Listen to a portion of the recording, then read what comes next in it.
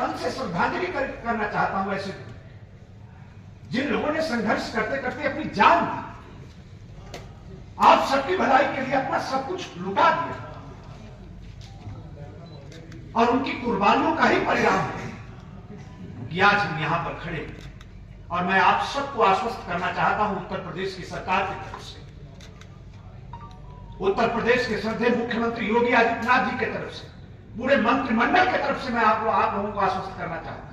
आपने बहुत संघर्ष किया है और हमारी सरकार उसको स्वीकार करती है और हद हो गई है।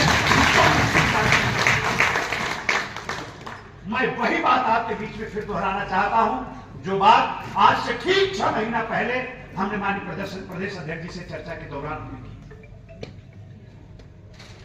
अब वो समय बीत गया है, आपने बहुत संघर्ष किया है, अब सिर्फ और सिर्फ परिणाम आना बाकी है। और मैं समझता हूं कि उसकी शुरुआत भी हो गई, शुरुआत हो गई है, ठीक से हुई, और आने वाले समय में बहुत जल्द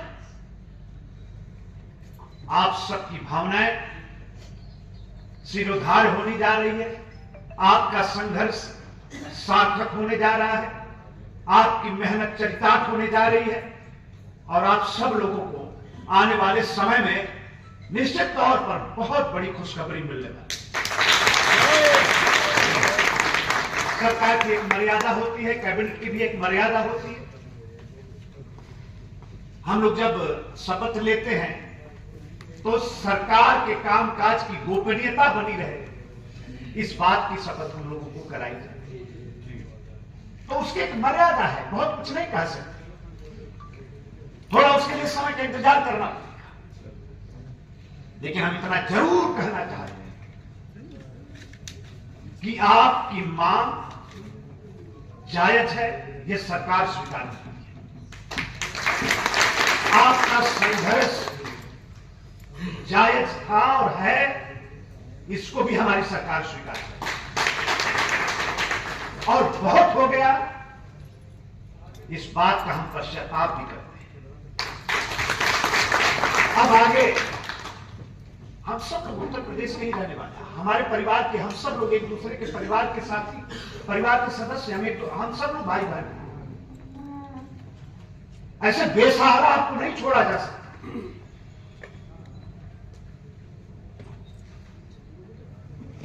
और इसलिए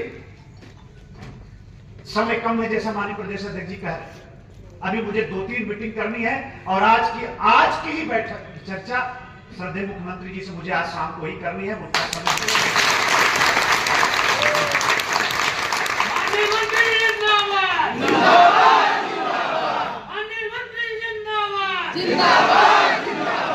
शाम को 6 बजे मेरे विभाग की एक समीक्षा बैठक है श्रद्धेय मुख्यमंत्री जी के साथ।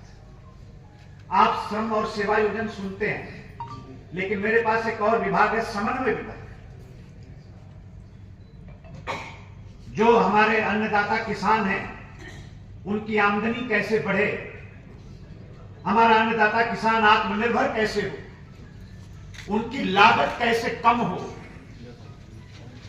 देश और दुनिया की बाजारों के साथ हमारे किसानों की उपज को कैसे जोड़ा जाए, तकनीकी के साथ कैसे हमारे किसानों को जोड़ा जाए, इन तमाम विषयों पर हमारा समन्वय विभाग काम करता है। आज उसकी समीक्षा बैठक श्रद्धेय मुख्यमंत्री जी ने 6 बजे शाम को बुलाई है, तो अच्छा अवसर भी है, इसी बहाने मैं आप सब लोगों की भी बात करूंगा, आपकी मीटिंग की भी बात करूंगा, और मैं करता रहता हूं, अध्यक्ष जी जानते हैं, और श्रद्धेय मुख्यमंत्री जी भी कभी कभी परेशान हो जाते हैं, मैं इतनी बात करता हूं। हमारी कोई भी ऐसी मुलाकात नहीं हुई होगी, आप जानते हैं हमेशा मुलाकात,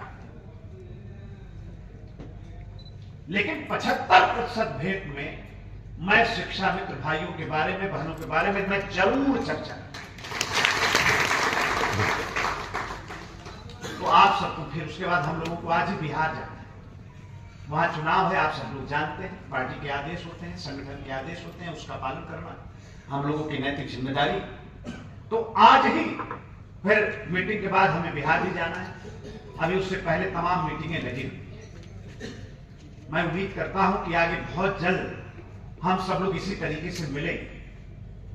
और कोई जरूरी नहीं है, हमसे जब माननीय प्रदेश अध्यक्ष जी ने कहा, अमृत भाई ने, तो मैंने कहा कि सचिवालय के अंदर बैठते हैं।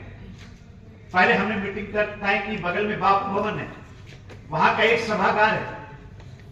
फिर बाद में मेरे मन में आया ये तिलक हाट बहुत ऐतिहासिक है, ये सभागार मामूली सभागार नहीं। इसी मंच पर जहां माननीय प्रदेश अध्यक्ष जी बैठे हैं, हमारे संगठन के तमाम पदाधिकारी बैठे हैं, इस मंच पर देश के प्रधानमंत्री बैठ चुके हैं और इस मंच पर राष्ट्रपति महोदय बैठ चुके हैं। माननीय मुख्यमंत्री तो हर माननीय मुख्यमंत्री इस मंच पे जरूर आते हैं, पूरा मंत्रिमंडल यहां बैठता है, गंभीर विषयों पर यहां चर्चा होती है। तो हम लोग तो ऊपर वाले को मानने वाले लोग हैं, स्थान समय का बहुत महत्व होता है और इस स्थान पर बैठकर संगठन में जो इतनी लंबी लड़ाई लड़ी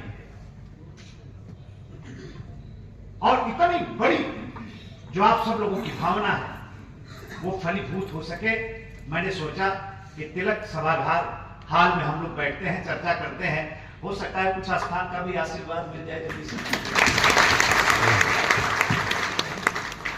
तो इसलिए हम लोग आज यहाँ पर बैठे हैं।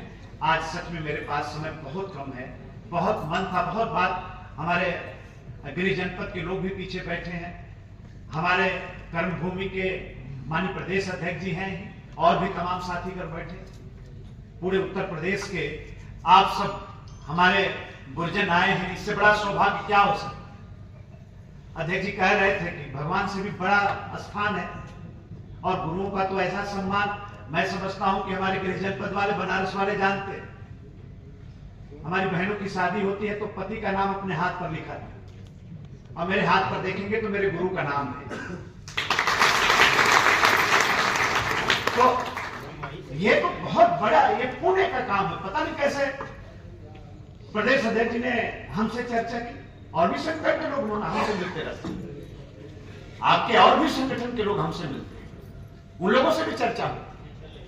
लेकिन किसी न किसी बहाने अगर गुरुओं की सेवा करने का अगर सौभाग्य मिल रहा है तो मैं समझता हूं कि ये ऐसे ही नहीं मिलता। ये ऊपर वाले की मेहरबानी है कि आप सब लोगों ने मुझे अपने साथ जोड़ने का ऐसा फैसला किया, अपने बीच में मुझे बुलाने का काम किया। इस बात के लिए मैं आपके पूरे संगठन का, आप सभी लोगों का और विशेष तौर पर श्रद्धेय अध्यक्ष जी का मैं हृदय से धन्यवाद करता हूं, आभार प्रकट करता हूं और अपनी बात को एक बार फिर दोहराते हुए कि बहुत संघर्ष आपने किया है, बहुत मेहनत आप लोगों ने किया है। चाहे कोई मौसम हो, लखनऊ की सड़कों पर संघर्ष करते हुए हमने आप लोगों को देखा है, बहुत आप लोगों ने किया है। थोड़ा सा और धैर्य रखें, निश्चित तौर पर बड़ी खुशखबरी बहुत जल्द आप लोगों को मिलने वाली है। मैं एक बार फिर उत्तर प्रदेश की राजधानी लखनऊ के सचिवालय में, मैं तिलक सभागार में आप सभी लोगों का उत्तर प्रदेश की सरकार की तरफ से, अपने श्रद्धेय मुख्यमंत्री जी की तरफ से, अपने मंत्रिमंडल के सभी साथियों की तरफ से, मंत्रिपरिषद के भी सभी सम्मानित सदस्यों की तरफ से मैं आप सबका हृदय से अभिनंदन करते हुए, मां भारती को नमन करते हुए मैं अपनी बात को रोकता हूं। आप सबका बहुत बहुत धन्यवाद। जय हिंद, जय भारत। बहुत बहुत आभार माननीय मंत्री जी।